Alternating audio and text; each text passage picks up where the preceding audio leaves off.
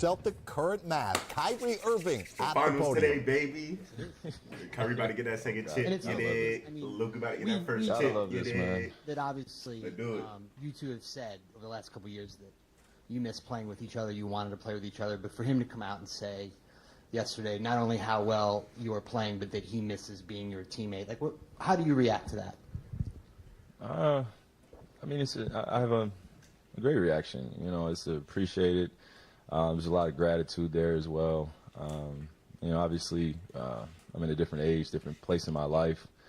You know, so was he, and I think we've both been able to mature and really appreciate what we got a chance to accomplish. I think there were some things that got in the way of our relationship when I was a little bit younger, and now that I'm able to vocalize how I feel as a man and be comfortable in it and stand on my square, my beliefs and where I'm coming from, you know, I feel like our relationship's different because of that now. And definitely miss him playing out there, just making things easier, being able to run up and down the floor and just throw the ball to somebody like that, throw it in the air, just as athletic as they come.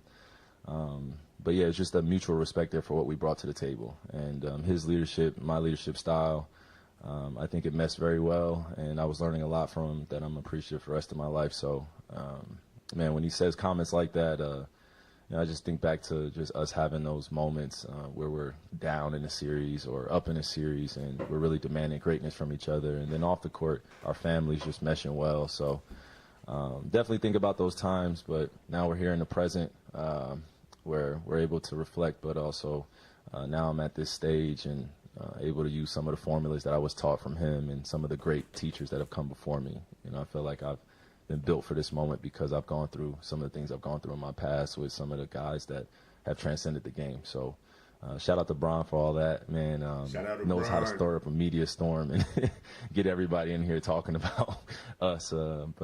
Yeah, I'm looking forward to the future and getting this series started now. Dave, here in the left front. Hey, Kyrie, Dave McBennett with ESPN. You mentioned the things you've been through. It's been 7 years since you were last in the NBA Finals, third different team since then. How are you going to apply all the experiences you had since the highs of 3 straight finals to this time? And did you recognize maybe over that period of time just how rare and how fleeting an opportunity like this can be to compete for the championship? Yeah, I mean, it is a fleeting feeling. You know, just to be real with you, there's so many peers of mine that have spent the long years in the NBA trying to make it to the NBA Finals, Western Conference Finals, Eastern Conference Finals, and have gotten very close or have, you know, almost struggled or strived every single year to get back. And I had the chance to do it in my 4th year, my 5th year, my 6th year. And when I look back at those memories, I'm, you know, never regretful of how I treated it, but a little disappointed just on how I approached just that success. And I wanted to be able to enjoy it and take a breather and really take in the moment. You know, you're in the middle of a 76-year history. You know, I'm in the middle of a 76-year history now, but then we were in years of history. And the NBA is very young still as a business. So when you ascend to this level and you've put in a lot of hard work, you've beat some of the best in the world, you're playing with some of the best in the world. You know, I think at that point I just looked at it as, oh, I'm going to be here every single year. And now that I'm at this age, I've been through what I've been through and been able to come out on the other side. You know, I look at it as an opportunity that I don't want to take for granted, and I want it to last as long as possible emotionally, just because of how much it took to get here. You know, these young guys are very hungry. They want a championship. I want a championship, so our feelings are very mutual. But I've always reminded them that this is a process, and you know, failure is going to be a part of this too. So get it out your mind that this is about to be a clean sweep of everything's about to feel good throughout this journey and all that. So I'm just very real, very honest, and that's what's helped me grow as a leader is just accepting what I can control and what I can't, just letting it wait to the wayside, man, letting that go how it's going to go. That's life. And basketball's been a great teacher for me, but life has been an even better one. Using those same principles that I'm learning in life to apply to basketball has allowed me to get to know my teammates better. You know, there's no silent treatment that's coming randomly, you know, throughout the year because I don't know how to emotionalize or vocalize how I'm feeling. So some of the things I struggle with as a young player, I've now been able to accept that this is what comes with being in this position, taking on the pressure, and then also teaching my teammates how to get through it, and also allowing them to teach me. So just staying a student and enjoying the craft, man. Standing on your back left. Hey, Kyrie, back here. Nick Coit from ABC6 in Providence. Just wanted to ask you, what has your relationship with God, Sham God, meant to you, and how has it helped you succeed with this organization?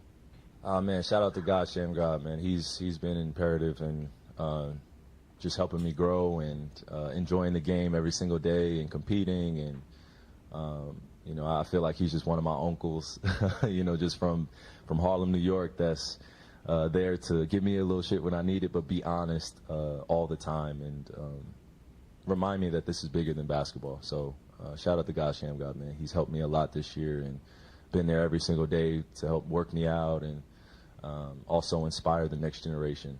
He does it in his own way, so I'm just following his footsteps, just like other uncles of mine who have done great things in this world. Mark on the right side. Kyrie, Mark Spears, ESPN's Landscape. Two things. What is it like playing against some of your former brothers, former teammates now on this stage? And also, you seem like you did a good job of tuning out the crowd last time you played here. Is that something you're thinking about, and is there a key to doing that no matter what they say to you?